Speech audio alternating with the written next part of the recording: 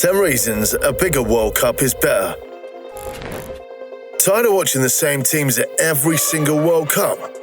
You want more diverse teams who have not had the opportunity to prove themselves at major tournaments simply because the outdated FIFA system didn't allow them?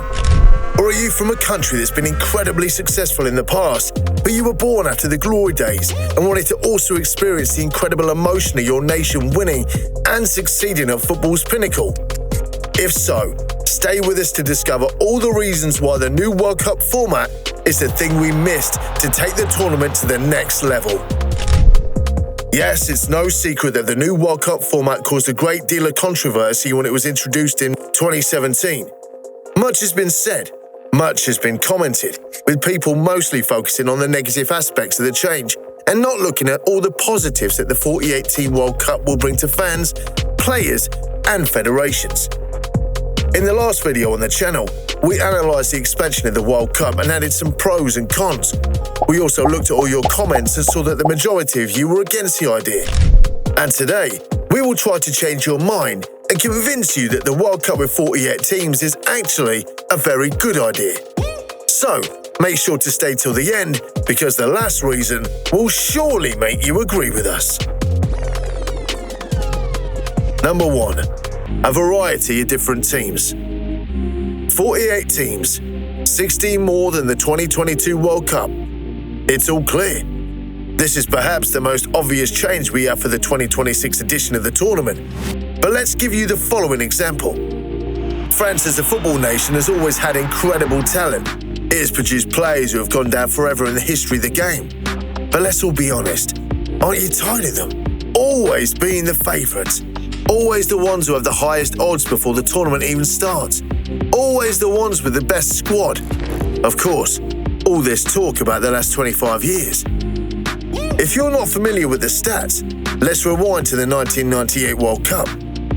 There have been 7 World Cups in the span of the last 26 years, with France reaching at least the quarterfinals in 5 of them, finishing runner-up twice and winning the title twice. They won the title in 1998 and 2018, reached the final in 2006 and 2022, and the quarterfinals in 2014. Impressively, this is the second best run of any nation at the World Cup, behind only Brazil between 1958 and 1978.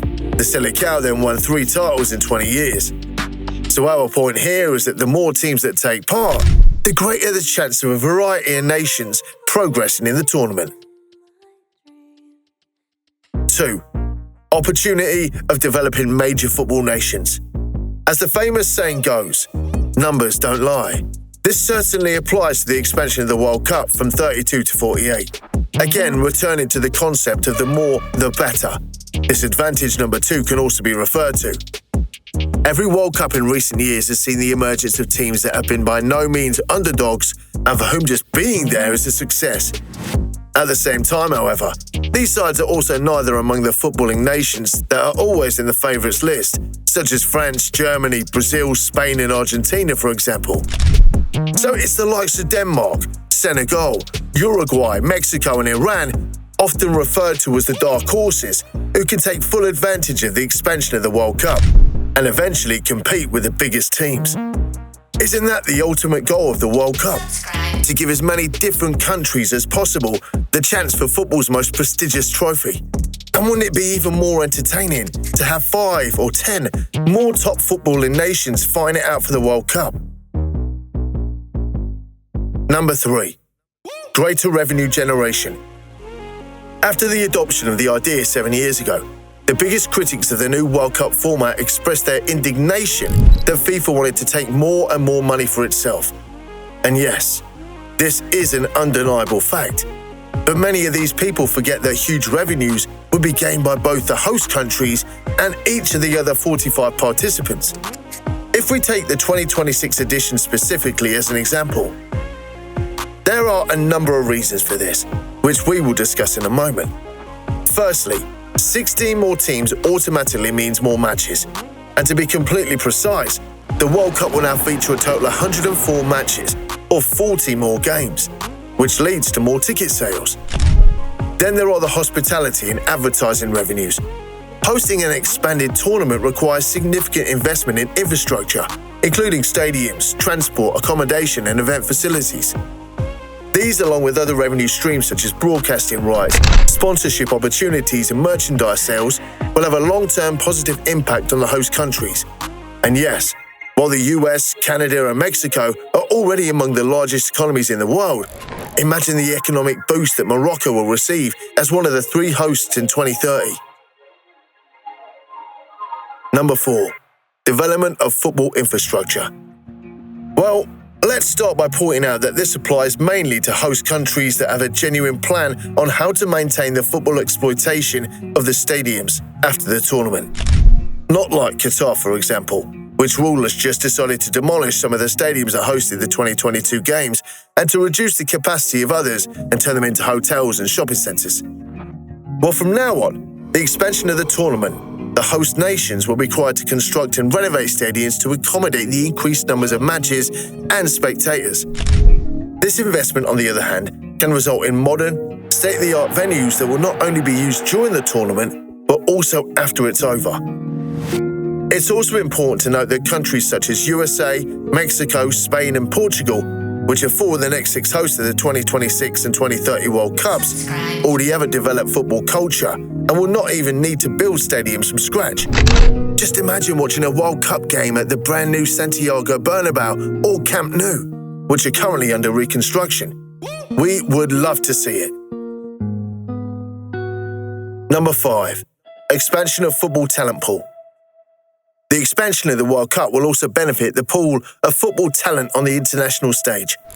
For example, the new format will allow players from smaller or less traditionally successful footballing nations to showcase their skills on a global platform.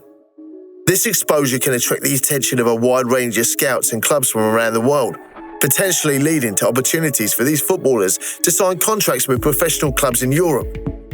There are many similar cases of players who have taken their careers to a completely different level following their performances at a single World Cup.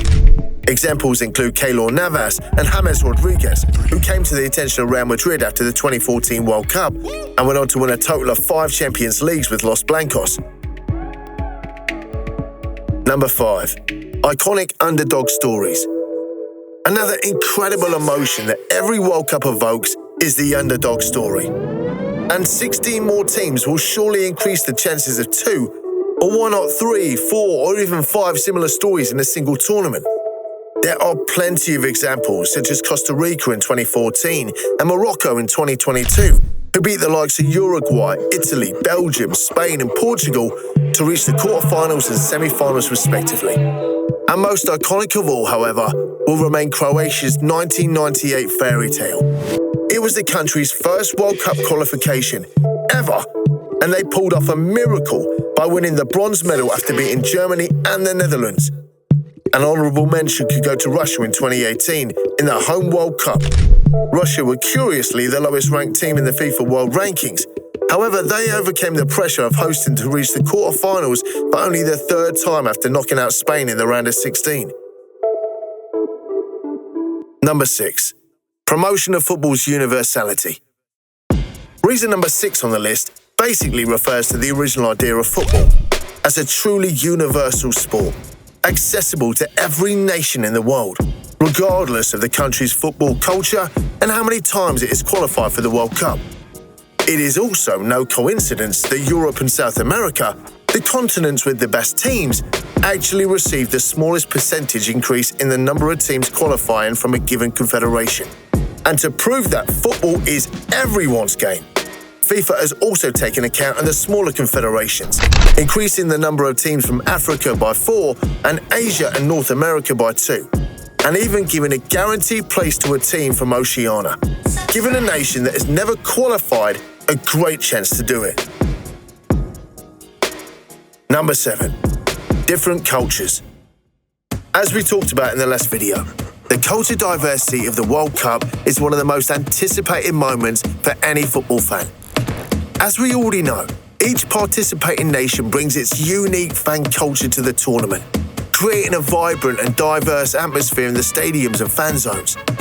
Fans display their national flags, wear traditional costumes and sing chants and songs that reflect their cultural heritage, adding culture and excitement to the tournament. They also demonstrate their pre-match rituals or offer some traditional dishes and delicacies from around the world, creating a whole fusion of positive energy and excitement.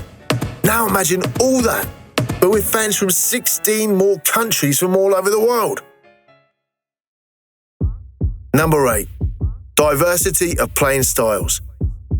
Turning to the tactical side of the game, the 48-team format will provide an even greater variety of playing styles and tactical approaches. Just as we mentioned earlier that the new format offers an opportunity for top talent from smaller countries to shine, we can say the same for coaches.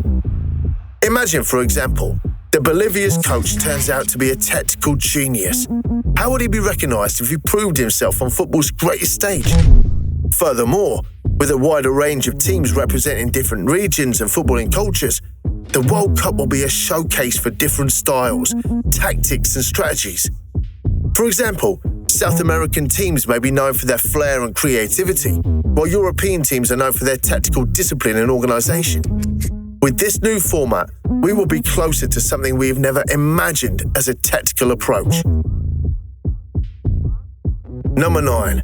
Smaller teams and inspiration for future generations. Yes, most of you will disagree with us on this point, but in the long run, it is far more positive. At first glance, nobody would like to watch smaller teams at the World Cup. Well, including more small teams will contribute to the global development of football and sports culture. As a result, it can inspire future generations of players in those countries to pursue their football dreams.